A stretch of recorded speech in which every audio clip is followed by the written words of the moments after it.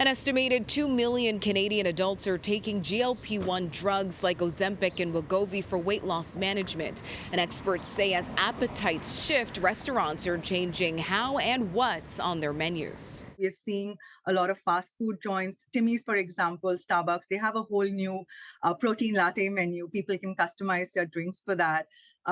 Even things like Chipotle, they actually have a new protein menu that's marketed saying GLP-1 friendly. GLP-1 drugs are a class of medications developed to help blood sugar levels in people with type 2 diabetes. But there's often an added effect for those taking the drugs: weight loss.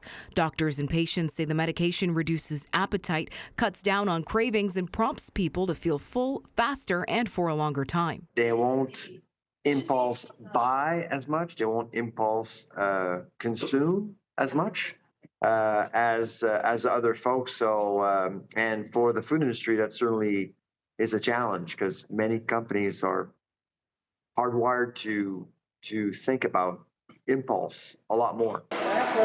Thinking about the health and wellness trend, we go back to 2015. We created this food philosophy and a way of cooking that supported a healthier lifestyle. Josh Brune is the co-founder of Impact Kitchen. The healthy eating restaurant has 7 locations in Toronto and 2 more in New York City. We wanted to have a concept that if you were paleo or carnivore or vegan, vegetarian, you'd have something to eat here at Impact Kitchen. And you look at that first pillar, eat real food. High quality protein is a must. Those are things that are really beneficial and supportive for somebody that may be on a GLP-1.